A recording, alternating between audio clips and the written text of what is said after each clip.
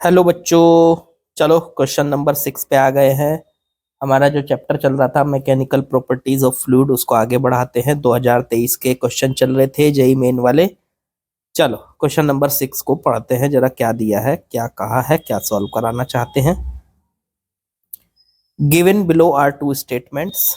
Assertion reason वाला question है, सीधे सीधे असर्शन पढ़ते हैं। असर्शन दिया है a spherical body of radius this. किसी स्फेरिकल बॉडी की रेडियस दे रखी है r is equal to 5 plus minus 0.01 mm। Okay. Having particular density is falling through a liquid of constant density. एक लिक्विड के अंदर वो नीचे जा रही है, कांस्टेंट डेंसिटी वाला लिक्विड है। और percentage error in calculation of its terminal velocity, इसकी टर्मिनल वेलोसिटी में कितनी परसेंटेज एरर आएगी। ये पूछा नहीं है, ये दिया है कि 4% आएगी। अब हमें कैलकुलेट करना है, अगर 4% आएगी तो असर्शन ठीक है, और अगर 4% ना आई तो असर्शन गलत है। सबसे पहले इसकी जो टर्मिनल वेलोसिटी है, जरा उसका फॉर्मूला याद करो क्या था। कोई भी अगर एक स्फेरिकल बॉडी, एक स्फेरिकल बॉल आर रेडियस की किसी लिक्विड के अंदर चलती है, तो वो उसकी टर्मिनल वेलोसिटी निकालने के लिए फॉर्मूला होता है आर स्क्वायर। पहले पूरा लिख देता हूँ, 2/9 लिखो पहले, फिर आर स्क्वायर जी, और इनटू में रो सिग्मा माइनस रो, या रो माइनस सिग्मा, वो डिपेंड करता है कि किसके लिए आपने लिया हुआ है। यहाँ पे तो हम जो है मान लीजिए सिग्मा माइनस रो करेंगे। सिग्मा ले ली हमने बॉल की डेंसिटी, और रो ले ली लिक्विड की डेंसिटी, और बटे में ईटा। ईटा जो है कांस्टेंट है, सिग्मा और रो सब कांस्टेंट है। यहाँ से हमें साफ साफ ये पता चल रहा है कि v proportional to r square है। मतलब टर्मिनल वेलोसिटी जो है वो उसकी स्फेरिकल बॉडी की रेडियस के प्रोपोर्शनल होता है। अच्छा, अगर हम यहाँ से इसका फॉर्मूला बनाएं, फॉर्मूला कैसे बनाते थे याद है आप लोगों को?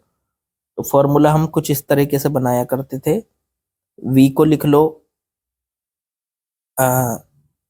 डेल्टा v बटे में v। प्रोपोर्शनलिटी की जगह आ जाएगा इक्वल। r को लिख लो डेल्टा r बटे में r। ठीक है, और ये पावर है 2, 2 आ गया सामने, ये आ जाएगा आपका।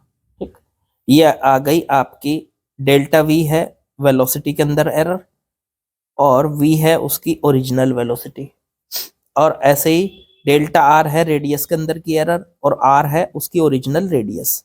तो देखो ओरिजिनल रेडियस तो 5 दे रखी है, और उसके अंदर वेलोसिटी जो उसकी रेडियस की एरर दे रखी है डेल्टा r, वो दे रखी है 0.01। उठा के यहाँ रख दो। अब हमें परसेंटेज एरर चाहिए, तो इसमें 100 से मल्टीप्लाई कर लो। डेल्टा v बटे v इंटू में 100 बराबर 2 इंटू डेल्टा r बटे r इंटू में 100। ये बन गई परसेंटेज एरर वेलोसिटी की, ये बन गई percentage error in velocity, velocity की परसेंटेज एरर। ये 2 इंटू ये बन गई आपकी डेल्टा आर बटे आर की वैल्यू रख दो यहाँ। डेल्टा आर कितना है 0.01, और बटे आर कितना है 5 इंटू में 100। परसेंटेज एरर का फॉर्मूला ये होता है। तो ये वेलोसिटी की परसेंटेज एरर आ जाएगी सॉल्व करके।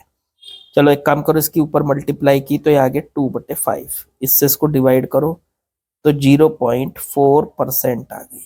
तो इसके अंदर की एरर जो आ गई टर्मिनल वेलोसिटी के अंदर, वो 0.4% आ गई। ठीक है, ये है आपकी। अब percentage error in calculation of its terminal velocity इन्होंने दे रखी है ये 4%। ठीक है, 4% यार, ये कभी एक बार कुछ गड़बड़ कर दी क्या हमने? ओहो, ये 0.1 था, ये 0.01 लिख दिया हमने यहाँ। इसको यहाँ से हटाओ, पॉइंट यहाँ लगाओ, तो ये 0 पॉइंट यहाँ लगाओ, तो ये आ जाएगा 10, ये हो जाएगा 20/5, ये 4 आ जाएगा। 4% आ रही है, ठीक आ रही है। तो इसका मतलब असर्शन हमारा ट्रू है। अब रीजन, रीजन क्या दिया है? The terminal velocity of spherical body falling through the liquid is inversely proportional to its radius. मतलब टर्मिनल वेलोसिटी जो है वो उसकी बॉल की रेडियस के इनवर्सली प्रोपोर्शनल होती है, आर के इनवर्सली प्रोपोर्शनल होती है। नहीं, ये तो गलत है। देखो यहाँ पे टर्मिनल वेलोसिटी अभी हमने कैलकुलेट की, टर्मिनल वेलोसिटी आर स्क्वायर के प्रोपोर्शनल है, उसके इनवर्सली प्रोपोर्शनल नहीं है। तो इसलिए असर्शन ठीक है, रीजन गलत है, ये रॉन्ग है, ये रॉन्ग है हमारा। तो आंसर देख लो, ए एंड आर ट्रू नहीं, both A and R true but R is correct, गलत। A is false but R is true, गलत। A is true but R is false, ये सही है। ए ट्रू है, आर फॉल्स है। तो option number D is correct बच्चों। आसान सवाल था, चलिए आगे बढ़ते हैं। चलिए बच्चों अगले सवाल पे आते हैं। देखो इसमें क्या बोला है, इन्होंने कहा 8 equal drops of water are falling through air. मतलब 8 एक जैसी ड्रॉप्स हैं। देखो 1 2 3 4 5 6 7 8 एक जैसी ड्रॉप्स हैं, ठीक है। मान लो हर एक की रेडियस स्मॉल आर है। अब वो क्या करती हैं, are falling through air, air के अंदर वो नीचे की तरफ गिर रही है with steady speed. Steady speed का मतलब उनकी टर्मिनल वेलोसिटी दे रखी है, तो उनकी टर्मिनल वेलोसिटी कितनी है, हर एक की एक ही स्पीड से गिर रही होंगी सारी, तो उनकी टर्मिनल वेलोसिटी है v1 10 centimetre per second. If drop coalesce the new velocity is, अगर सारी ड्रॉप मिल जाती हैं आपस में, 8 की 8 ड्रॉप मिलकर एक बड़ी ड्रॉप बना देते हैं। अब उसकी रेडियस हो गई कैपिटल आर, और अब उसकी नई वेलोसिटी v2 पूछी है कि वो किस वेलोसिटी से जाए। अब देखो जो टर्मिनल वेलोसिटी होती है वो रेडियस पे डिपेंड करती है। जब तक ये अलग अलग थी, इसकी इनकी रेडियस सबकी छोटी थी, तो इनकी वेलोसिटी अलग आ रही थी। अब ये इकट्ठी होके एक बड़ी वो बन गई, तो अब ये इकट्ठी होके अब इनकी स्पीड अलग आएगी। तो इनकी स्पीड निकालने के लिए आपको फॉर्मूला लगाना होता है, उसके लिए आपको पता है v proportional to r square, अभी हम पिछले क्वेश्चन में पढ़ के आए हैं, ठीक है। तो अगर यहाँ से v1 बटे v2 करें तो ये आ जाएगा r1 का स्क्वायर बटे r2 का स्क्वायर। v1 का मतलब उसकी पहली वेलोसिटी, वो तो कितनी दे रखी है 10 सेंटीमीटर पर सेकेंड, और बटे में v2, जब उनकी रेडियस बड़ी हो जाएगी तो तब उसकी वेलोसिटी v2 कितनी आएगी वो निकालनी है। अब r1 r2 निकाल लो यहाँ से। अब छोटी जो ड्रॉप है उसकी रेडियस स्मॉल आर है और बड़ी ड्रॉप की रेडियस कैपिटल आर। क्या इनके बीच में कोई रिलेशन बन सकता है? हाँ बन सकता है। क्यों? क्योंकि ये सारी ड्रॉप 8 की 8 ड्रॉप मिलकर एक बड़ी ड्रॉप बनी है। तो इन सारी छोटी ड्रॉप्स का वॉल्यूम, एक ड्रॉप का वॉल्यूम कितना होगा 4/3 पाई स्मॉल आर क्यूब, एक छोटी ड्रॉप का वॉल्यूम। तो 8 ड्रॉप का हो जाएगा इंटू में 8 बराबर बड़ी ड्रॉप का वॉल्यूम पूरी का 4/3 पाई कैपिटल आर क्यूब। 4/3 से 4/3 कट गया, पाई से पाई कट गया, 8 स्मॉल आर क्यूब बराबर कैपिटल आर क्यूब। ये बन गया, दोनों तरफ का क्यूब रूट कर दो, 8 का क्यूब रूट हो जाएगा 2, आर क्यूब का आर हो जाएगा और कैपिटल आर क्यूब का कैपिटल आर हो जाएगा। तो कैपिटल आर की वैल्यू आ गई 2 स्मॉल आर के बराबर। अब यहां से r1 की जगह तो रख दो, जो यहाँ पे रख रहे थे r1 की जगह तो रख दो स्मॉल आर, और r2 की जगह रख दो कैपिटल आर, स्मॉल आर का क्यूब कैपिटल आर का क्यूब। अब ये बन गया 10 बटे में v2 बराबर स्मॉल आर बटे कैपिटल आर का होल क्यूब। अब यहां से स्मॉल आर बटे कैपिटल आर की वैल्यू निकाल लो 1/2, तो ये रख दो 1/2 का होल क्यूब 10 बटे v2। ये बन गया 10 बटे v2 बराबर 1/8, 2 का क्यूब करेंगे तो 8 आ जाएगा। क्रॉस मल्टीप्लाई कर लो, v2 बराबर 80 सेंटीमीटर पर सेकेंड। देखो रेडियस बड़ी हो गई तो उसकी स्पीड भी बढ़ गई, क्योंकि उसकी रेडियस के स्क्वायर के प्रोपोर्शनल होती है उसकी टर्मिनल वेलोसिटी। तो आंसर हो गया, ओ नो इसमें तो आंसर ही नहीं है, ये 82 का क्यूब था यहाँ पे, नहीं स्क्वायर था, सॉरी। अरे यार गलती क्यों हो रही है आज, ये स्क्वायर था यहाँ, ये हो गया स्क्वायर पूरे का, ये हो गया स्क्वायर 1/2 का स्क्वायर 1/4, 4 × 10 40 आ गया आंसर। ओ भाई, गलती कर दी थी। चलो, बी ऑप्शन। ठीक है, छोटी मोटी गलती ऐसी, इससे बचना है आप लोगों को भी। ठीक है, कंसंट्रेशन के साथ काम कीजिए।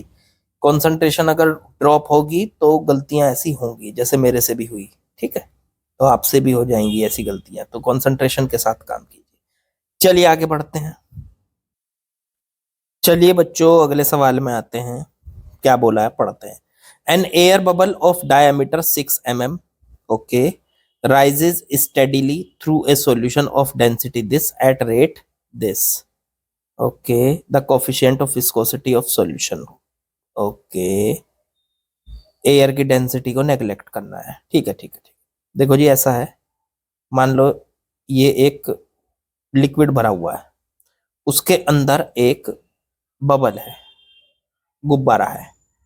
ठीक है, एयर का बबल है, इसके अंदर एयर भरी है। ओके, इसका रेडियस मान लेते हैं आर, इसकी रेडियस हो गई आर। तो आर रेडियस कितनी होगी, डायामीटर इसका 6 mm है, तो आधा कर दो उसका, 3 mm इसकी रेडियस हो गई। अब ये ऊपर की तरफ जा रहा है स्टेडीली। स्टेडीली का मतलब होता है कांस्टेंट स्पीड के साथ, कांस्टेंट। अब स्पीड, इसको ऊपर ले जाने वाला कौन, इस पे लग रहा होगा सर अप थ्रस्ट। अच्छा, जब ये ऊपर की तरफ चलेगा तो नीचे की तरफ इस पे ड्रैगिंग फोर्स लगेगा, मतलब विस्कस फोर्स लगेगा नीचे की तरफ, एफ वी कह लो इसको। अब एयर में डेंसिटी इसने, इन्होंने कहा नेग्लेक्ट कर दो, तो इसका मतलब इस पूरे बबल का जो वेट है mg, उसको नेग्लेक्ट करना पड़ेगा। तो mg वेट नेग्लेक्ट कर दिया, तो ऊपर की तरफ फोर्स और नीचे की तरफ फोर्स, ये कांस्टेंट स्पीड से कब चलती है कोई भी चीज, जब उस पे नेट फोर्स 0 होता है, मतलब ऊपर की तरफ फोर्स और नीचे की तरफ फोर्स आपस में बैलेंस हो गए। तो अप थ्रस्ट और विस्कस फोर्स आपस में हो गए बैलेंस। अप थ्रस्ट को आप क्या कह सकते हो, तो अप थ्रस्ट होता है किसी भी बॉडी का वॉल्यूम 4/3 πr³। ये तो बबल है, बबल का वॉल्यूम हो जाएगा। डूबा हुआ वॉल्यूम, तो ये तो हो गया पूरा, इनटू में डेंसिटी ऑफ लिक्विड, लिक्विड की डेंसिटी रो ले लो, और इनटू में जी बराबर। अब विस्कस फोर्स इस पे कितना होता है, तो किसी भी बॉडी पे, ये कह लो कि बॉल पे, जब बॉल किसी लिक्विड के अंदर चलती है, ऐसे ये बबल है लिक्विड के अंदर चल रहा है, तो उस पर लगने वाला विस्कस फोर्स जो होता है वो होता है 6π∗r, इसकी रेडियस, और v इसकी स्पीड, इससे ये चल रहा है। ठीक है, तो ये हो गया इस पे लगने वाला विस्कस फोर्स। पाई से पाई कैंसिल, 6 से काट लो, 2 3, इससे काटो 2 से 3, और इसे काटा तो 2। अब r से r कट कर तो 1, 2 पावर बचेंगी, तो इधर बचा 2/3, 2/9 हो गया ये। आर स्क्वायर रो जी बराबर ईटा इंटू वी। ईटा निकालना है मेरे को, देखो बाकी सारी चीजें, 3 तो ये बटे में चला ही गया, बाकी सब कट चुका है, तो ईटा निकालना है। ईटा मतलब इसकी विस्कोसिटी, तो ये हो जाएगा 2r² जी रो और बटे में वी।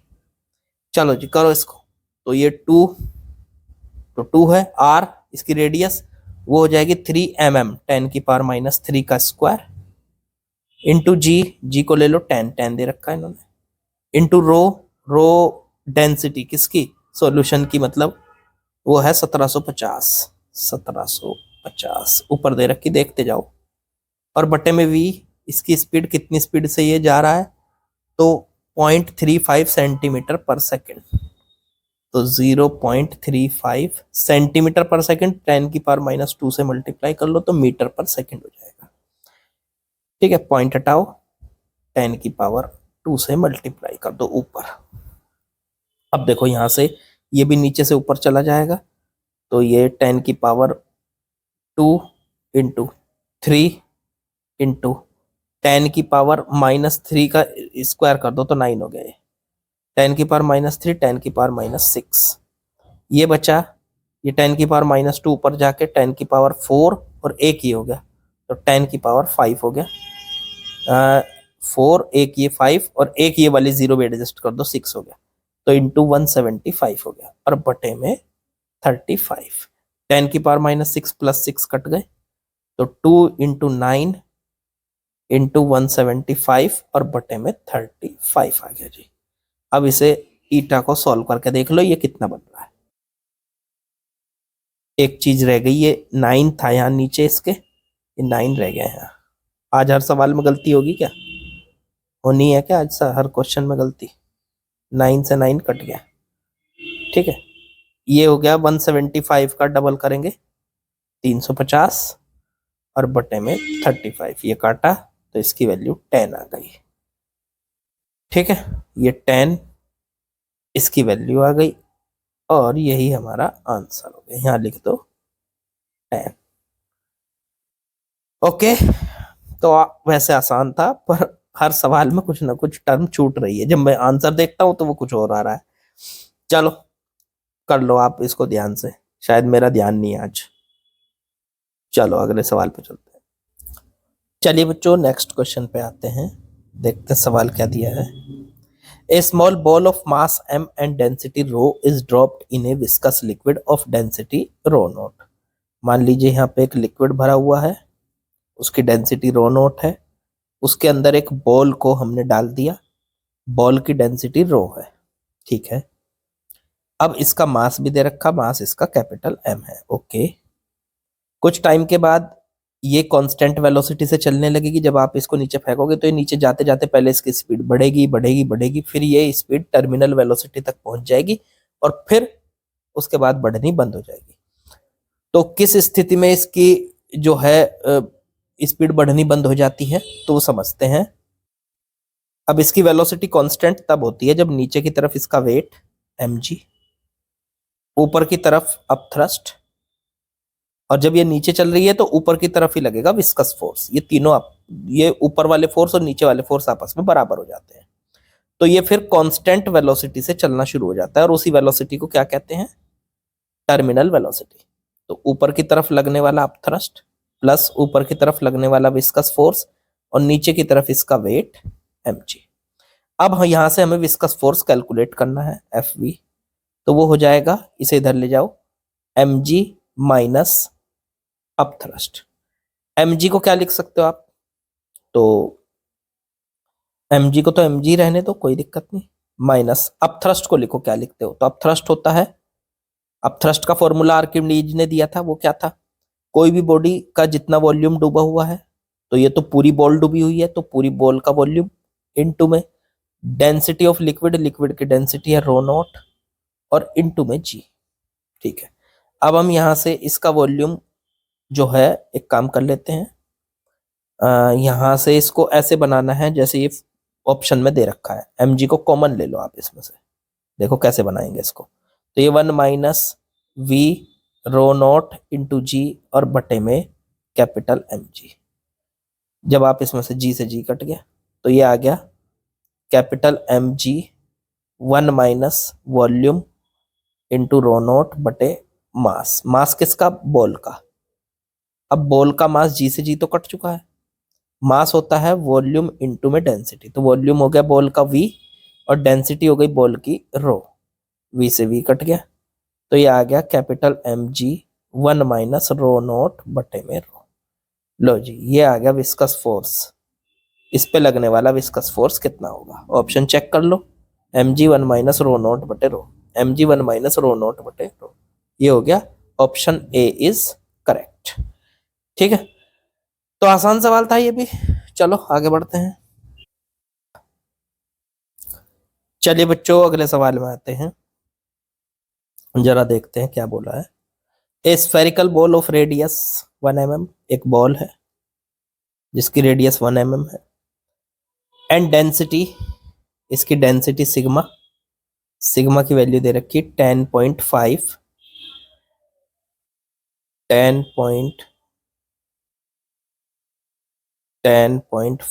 ग्राम पर सीसी, ओके।